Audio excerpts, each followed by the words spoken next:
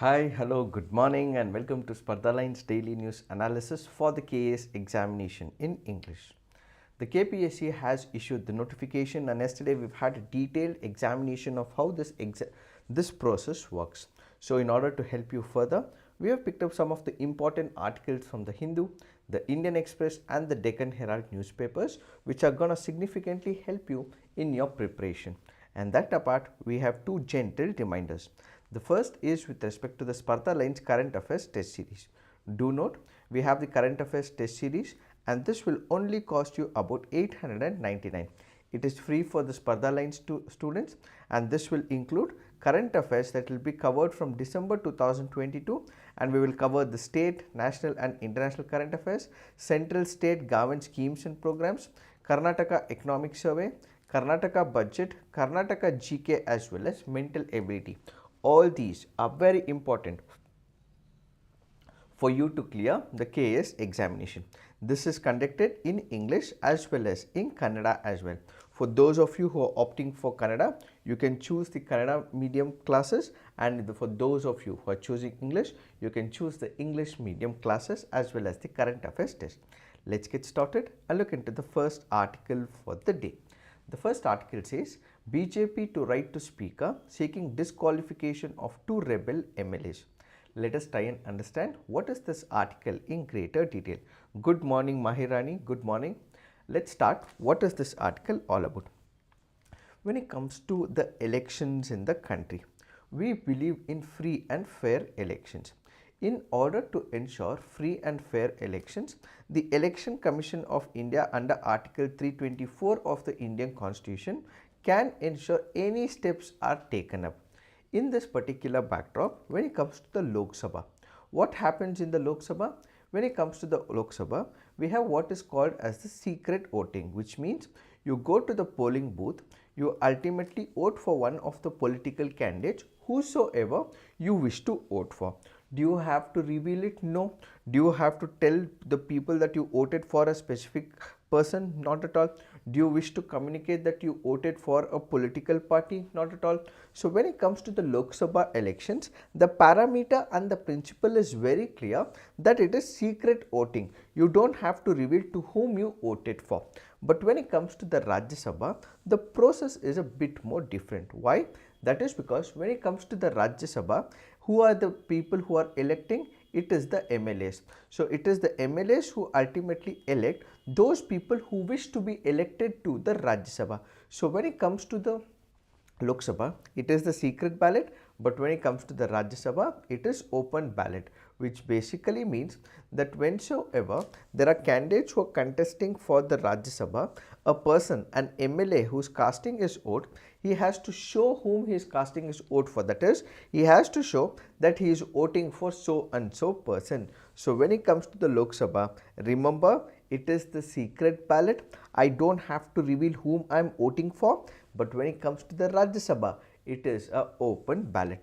Why did it come into picture? That is because when it comes to the MLAs elect their Rajya Sabha MPs, and as the process starts now, have to show the votes to their party's representative. However, the open ballot system came into the picture in 2003 in addition to the Rajya Sabha electoral system. How did this entire process change? Up until 1998, we did not have much changes. You had the people whosoever was getting elected to the Rajya Sabha, they were decided unanimously. How? For example, if you take the state of Karnataka, where the elections have taken place right now, we have as many as 224 MLA constituencies. So they know for the fact that who will be the MLAs, they know for the fact which political party has the maximum strength in the Rajya Sabha, and ultimately whosoever has the maximum strength in the local elections, that is the MLAs, they will elect one person to the Rajya Sabha, two persons to the Rajya Sabha, whosoever it is.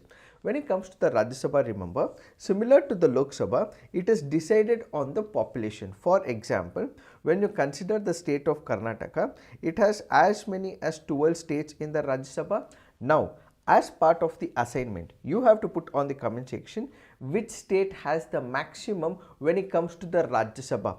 Which state in India has the maximum seats allocated in the Rajya Sabha and which state in India has the minimum seats allocated in the Rajya Sabha is what you have to put on the comment section. So how does this process work? So until 1998, the Legislative Assembly were taken upon, MLAs were elected, and these MLAs decided on a unanimous basis who will be elected as a member of the Rajya Sabha. But over a period of time, the number of candidates who were contesting for a Rajya Sabha seat started increasing, which is where the single transferable vote of proportional representation came into the picture. So for one seat, you had 3 to 4 people contesting for that particular seat, and as a result, what we have was open ballot system that was introduced. Why? That is because earlier political parties were unanimously selecting one person to the Rajya Sabha, but over a period of time corruption issues stepped into the picture. If it was secret ballot that continued to be present, what exactly used to happen? Let's say for example I represent Congress, or I represent BJP, or I represent JDU, so on and so forth. But because I have to be selecting a person from Congress, instead of selecting a Congress person, I would select a BJP person. Why? Because they would have bribed me, they would have paid me some consideration, and as a result, what used to happen? Despite Congress having seats in the Legislative Assembly, it was a person from BJP, or let's say from JDU, or from some other political party who was winning the elections. Why? That is because of the money power. So whosoever is contesting the Rajya Sabha seat, he used to pay them, he used to bribe them, and ultimately this resulted in cross voting as well. So what is cross voting? A person from one political party, instead of listening to that political party, votes for another political party, and that what is called as the cross voting. So up until 1998, we did not have any issues whatsoever. It was a secret ballot that was taking place, and whatsoever the political party decided, ultimately people were voting for that political candidate to be represented in the Rajya Sabha. But over a period of time, since 1998, there were changes that were introduced because there was corruption that was changed, and ultimately what happened? This transpired into open ballot. In 1998, nominated by parties would win uncontested, and since 1998, more contestants were present for that particular vacant post. In 1998, we have one of the situations where in Rajya Sabha elections in Maharashtra, a large scale corruption unfolded, and which is why the ethics committee of the Rajya Sabha, which was set up in 1997 and was headed by Rajya Sabha MP and former Maharashtra Chief Minister S.B. Chavan, immediately came up with a recommendation. He said that we will not have the secret ballot. If at all there is secret ballot, we do not know who is voting for which political party or the candidate. So let's have an open ballot. So on this very premise, a bill was introduced in the parliament to amend the law relating to Rajya Sabha elections with an open voting system and the removal of domiciliary requirements. So there were two major introductions that happened in 2001. What was the introduction? One was that we will replace the secret ballot with the open ballot. So if at all I am an MLA, no, I'm not an MLA, mind you, I'm teaching you, I'm just an advocate practicing before the Honorable High Court of Karnataka. So what would happen? So for the particular situation, let's say if there is an MLA voting for the Rajya Sabha MP, so what should he do? He will have his vote. He will show it to his political party that I'm casting vote for so and so person. So there will be priorities that will be assigned since it's a proportional representation. So since it is a proportional representation, this will be the card. There will be first priority, second priority, third priority, fourth priority, whatsoever that will be assigned. I have to show this to my political party and ultimately cast the vote. So the secret ballot was replaced with the open ballot, where I have to show to my political party that I am voting for so and so, so and so, so and so, and ultimately I have to put it in the ballot. So this was the first change that was introduced in 2001 bill, and subsequently there was also another change. What was it? Earlier, if at all I am an MLA from the state of Karnataka, I used to cast my vote to that person whosoever belongs only from my state. That is, his name should be in the electoral roll from the state of Karnataka. So only a person whose name is in the electoral roll of Karnataka could have contested for a Rajya Sabha seat from Karnataka. But there was a change that was introduced. What is this change? Now, instead of that person having his electoral roll in Karnataka, he can have his name from any part of India India as well. Let's say for example, I am from the state of Karnataka, my vote is in Bangalore. So if at all I am contesting from the Rajya Sabha seat for the state of Karnataka, earlier prior to 2003, I should have had my electoral name only from the state of Karnataka. Now what if I have moved on to Tamil Nadu, I have my electoral roll in the state of Tamil Nadu, so now can I contest in the state of Karnataka for the Rajya Sabha? According to the present norms, yes. And that is how Nirmala Sitharaman ji is elected. Despite she having her vote in the state of Tamil Nadu, she contests elections in the state of Karnataka and she gets elected to the Rajya Sabha, or for example Manmohan Singh ji or any other person. So this is how this entire system works. So basically, despite me not having the name in the electoral list of the Karnataka, I can still be elected. That is how the system was changed in 2001 bill, which ultimately was introduced in 2003. Now two changes took place. One is that there is no secret ballot. What we have is the open ballot. The second happens to be with respect to the Rajya Sabha. I can have my name in electoral roll in any state in India and I can continue to contest elections in any part in any Rajya Sabha in any state. That was the change that was introduced. This was ultimately questioned before the Supreme Court of India in Kuldeep Nair versus Union of India. In this particular case, the Supreme Court went on to decide that according to this change that was introduced, where a person from any state could contest in any state, was ultimately upheld, and this was upheld by the Supreme Court of India in Kuldeep Nair versus the Union of India. So currently what we have is two important parameters. One is the open ballot. The second happens to be, this is where any person from any state can contest in any state when it comes to the Rajya Sabha elections. So as of now, what we have had is cross voting for the Rajya Sabha positions in the state of Karnataka right now, which is why we have people who are asking for the disqualification. So there was one of the MLA from BJP who is right now alleged that he is voted for a political party, that is an opposite political party, which is why we have the political party BJP, which has represented to the speaker for the disqualification of this member. Remember, the political party have what is called as a whip. The whip will issue the directions, and as per the directions issued by the whip, they have to vote for a specific person. If at all they do not follow the directions of the whip, they may be disqualified as well. So a proposal will be made to the speaker under the anti-defection law in the 10th schedule. If the speaker so considers and accepts, this person can also be disqualified. There was an other MLA who has abstained from voting. What does it lead to? It leads to that the whip would ultimately be issued against this person because he did not follow the directions of the party whip. A proposal will be made to the speaker will decide, and ultimately this person may be suspended as well. So that is what this article is all about. Do you have any questions here?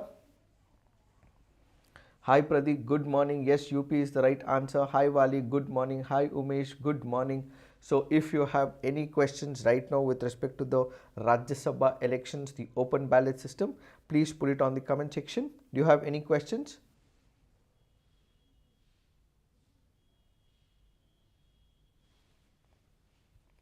Well, I am assuming that you have understood this particular concept. So let's look into the next article for the day.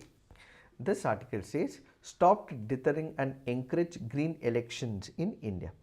This article here is speaking about the concept of green elections.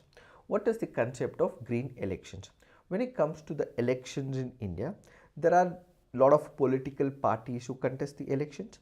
You also have political candidates who contest the elections.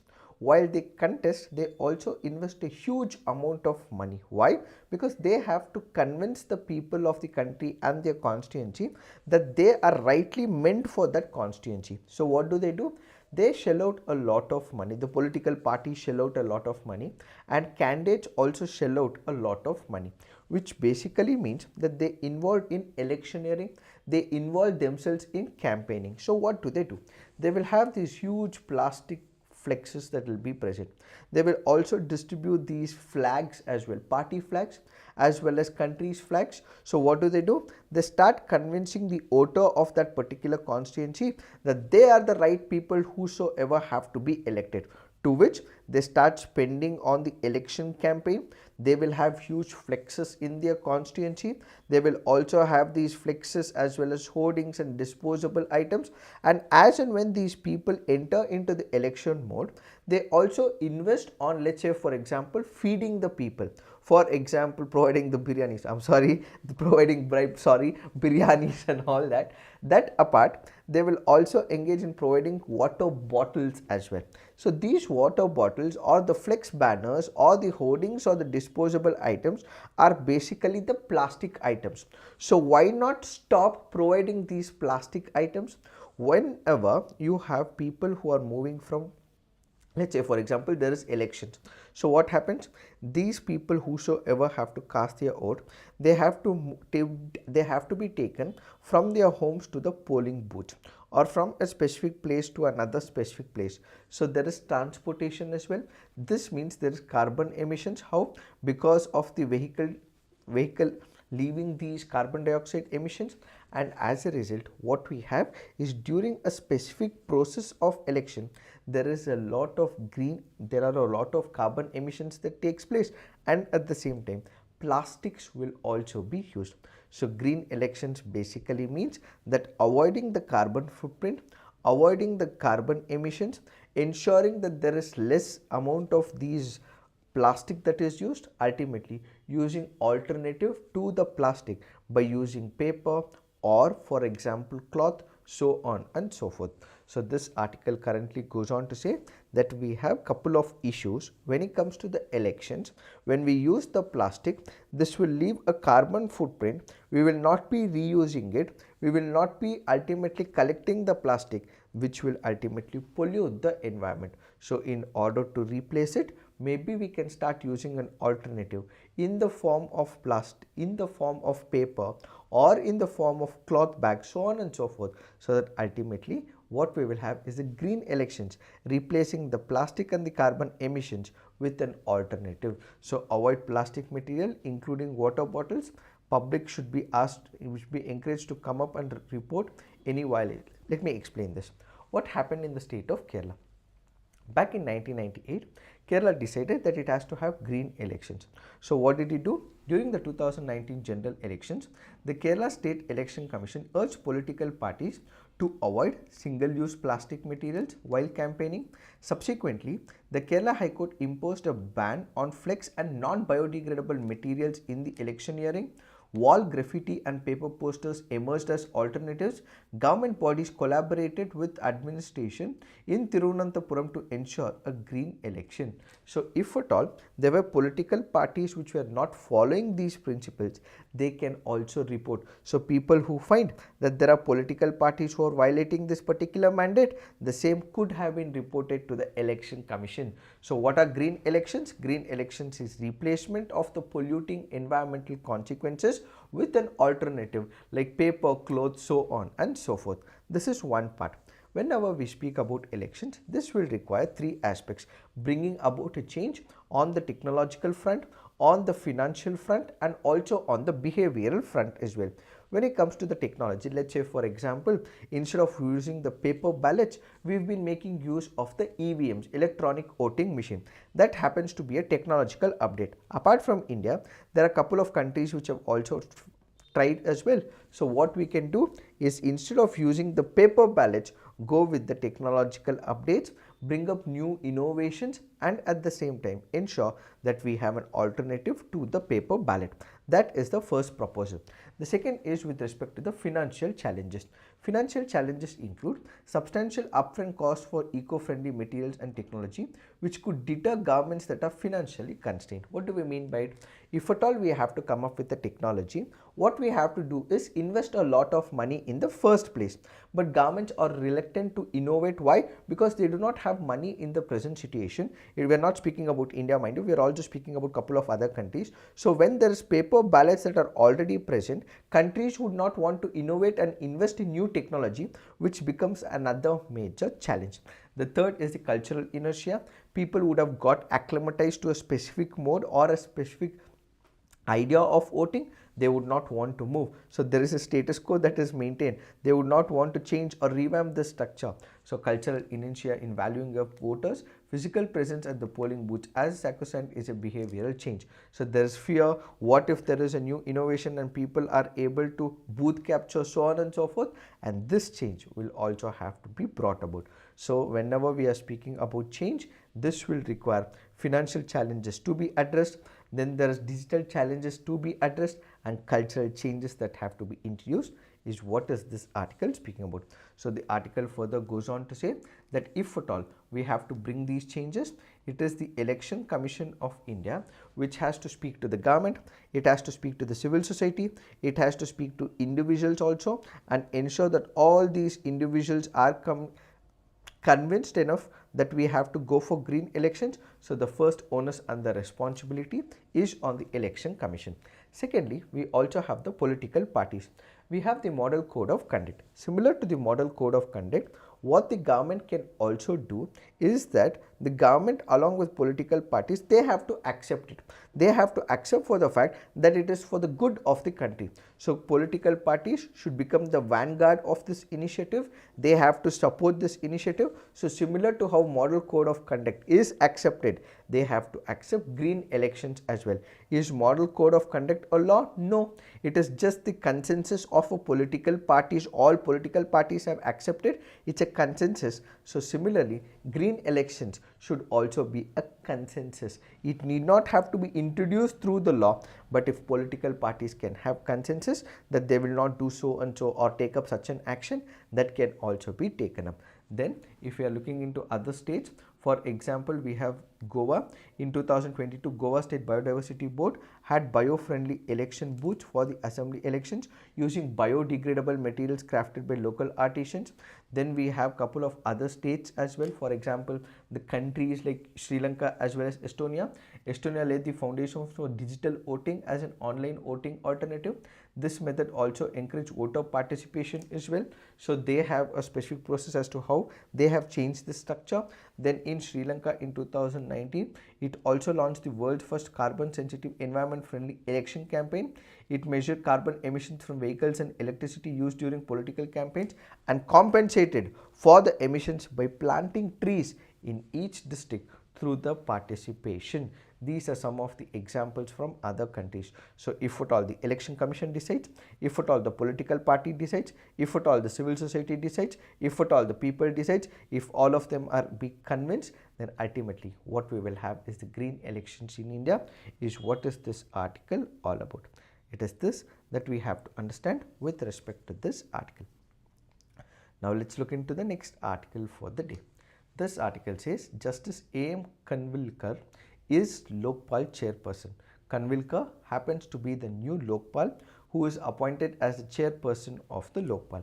So this can be very important, especially when it comes to your KAS and the KPSC examination. They can ask you a question, who is the current chairperson of the Lokpal? Remember, it is Justice A.M. Khanwilkar who is appointed. Now, whenever you speak about corruption, you should also know for the fact that India is a signatory to the United Nations Convention Against the Corruption. This is another important parameter from your preliminary examination. So, we have the appointment of Justice A.M. Khanwilkar, who is now the Lokpal chairperson. So, how does it work? Whenever you are appointing a chairperson, who can be a chairperson? He has to be a former Chief Justice of the Supreme Court. He should be the former judge of the Supreme Court. So only such people can be appointed as the chairperson of the Lokpal. So the President of India has appointed former Supreme Court Judge Justice A.M. Khanwilkar has been appointed as chairperson of the Lokpal. So the Lokpal will basically consist of a chairperson, and they will also have is a maximum of 8 members. Out of these 8 members, 4 members will be the judicial members and 4 members will be the administrative members. So judicial members will be the judges, and then 4 other members will be the administrative members who have idea about public policy, transparency, how the government works, so on and so forth. The Lokpal has jurisdiction over central government to inquire into allegations of corruption against its public functionaries including Prime Minister, Cabinet Minister, Member of Parliament, Group A officials of the central government, and for matters connected with it. So what is the function of the Lokpal? So Lokpal, once he is selected, because he happens to be a chairperson, there will also be 8 members as well. What will they do? Let's say there is a corruption issue. The Prime Minister is involved in it, or the cabinet ministers are involved in it, or members of the parliament are involved in it, or a Group A official. It can be an IAS officer, it can be an IPS officer, it can be an IFOS officer, the IFS officer, the forest officer, so on and so forth. If at all there is a charge of corruption against these individuals, who can investigate it? It is the Lokpal who can investigate it. So how is this selection process done? How is the Lokpal selected? Selection of the chairperson and members of the Lokpal is done through a selection committee, and this selection committee will consist of Prime Minister of the country, Speaker of the Lok Sabha, Leader of the opposition in the Lok Sabha, Chief Justice of India, or a sitting Supreme Court judge nominated by the CJI. The eminent jurist to be nominated by the President of India on the basis of recommendations of the first 4 members of the selection committee through a consensus. These are some of the parameters that you have to remember from the preliminary examination point of view. Now let's look into the next article for the day. This article says 10,000 genome project completed, says the center. We have the Department of Biotechnology, which has officially announced the completion of 10,000 genome project, which is an attempt to create a reference database of whole genome sequences out of India. So this happens to be a genome project where genes of few people will be taken up. They will understand how this entire material is, how the DNA has been manipulated, how the DNA is present, and ultimately they will save it in the database. So basically this happens to be a project of genome. The United Kingdom, China, as well as United States are among the countries that also have programs to sequence at least 1 lakh of their genomes. So the main outcome of such an enterprise would be gaining deeper insight into India's population diversity, improve diagnostic methods, medical counseling, find genetic predispositions to disease, develop personalized and customizable drugs, improve gene therapy, and also throw more light on individual susceptibility to infectious diseases. So if at all there are people who are suffering from a particular disease, what kind of medicine has to be given, how do we understand what this person's body type is, that will be understood through this genome project. Rupa Lamani, good morning Rupa Lamani. And continuing with the article, so if at all the genome sequence is understood, we would be able to find out a medicine for a specific cause, medicine for a specific issue, and ultimately understand the root cause analysis of that particular parameter as well. So this is an initiative that has been taken up by the Department of Biotechnology. Now let's look into the next article. This article says why science needs sustainable funding. The article here is speaking about the research and development. We have the developed countries, let's say for example United States of America, or for example United Kingdom. They make a huge investment when it comes to the science and technology. China is also not lacking behind. China is also a country which makes a huge investment when it comes to the science and technology. So the author in this specific case says that if at all a country has to develop, it has to ensure that it has its presence felt in the international circles. Research and development is the key, for which maximum amount of funding should go to the science and technology domain. So this article primarily focuses that India also has to revamp its science and technology development factor.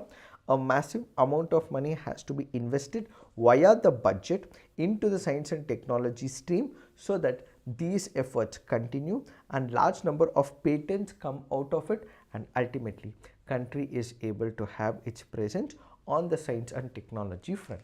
So this article continues to state that when it comes to 2024, we have the International Science Day, which is celebrated every year on February 28th. This can be very important. So the National Science Day is celebrated every year on February 28th, and the theme for this year happens to be Science for the Sustainable Development.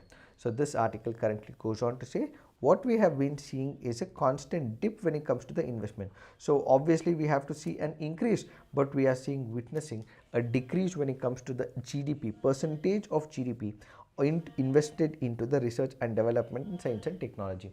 So the author goes on to say that we have to bring about a revamp when it comes to the science and technology domain. So how can India improve its R&D spending? Basically, science requires consistent large-scale investment to bear the fruit. So India, as much as 3% of the GDP or so and so percentage of the GDP will have to be invested on science and technology. So if we consider United States and the UK, they have consistently spent 2% of their GDPs on R&D for the past decades. Many experts have called for India to spend at least 1%, but ideally 3% of it has to be spent. But India is not spending, so there has to be a change as well. That apart, what we have to do is inculcate the people to move towards the science and technology, come up with innovation as well. So this innovation will encourage the government, which will ultimately bring about sustainable funding. How is R&D budget utilized now? As of now, there is underutilization as well. Underutilization in the Department of Biotechnology in 2020-23, it only used about 72% of the estimated budget allocation on centrally sponsored project. So despite the government allocating a certain amount of money to the science and technology and to this sector, there is underutilization, which basically means they're not utilizing the money meant for that particular purpose. That happens to be the major challenge. So in order to overcome this particular issue, this underutilization has to be chalked out, which means we need to have a blueprint, we need to have a plan and a guideline in place, so that as per this plan, so at the start of the year, whenever the finances are allocated, how these funds have to be dispersed, where it has to be dispersed, which institution will take how much, how are we going to improvise on the science and technology, all of it will have to be taken up. So the prioritization has to happen not only within the concerned ministries, but also at the Ministry of Finance, where it is dispersing the money. So the bureaucratic red tape has to be taken off. We have to have priorities 1, 2, 3, 4. So the first priority is so and so, this has to be met. Second priority is so and so, this has to be met. Third priority is this has to be met. So ultimately these priorities should be assigned. Finances should be provided by the Ministry of Finance, and then these departments, whenever the money is allocated to them, they have to start utilizing it. Underutilization is also a problem, says this article. It is this that we have to understand with respect to this article. So this is it for today. In case you're liking these initiatives, please hit on the like button, subscribe to our YouTube channel, and also share it with your fellow aspirants as well. And also do note, we have the test series and the cost of it is only $8.99. So kindly tune into our test series and subscribe to our test series as well. Thank you for watching. All the best.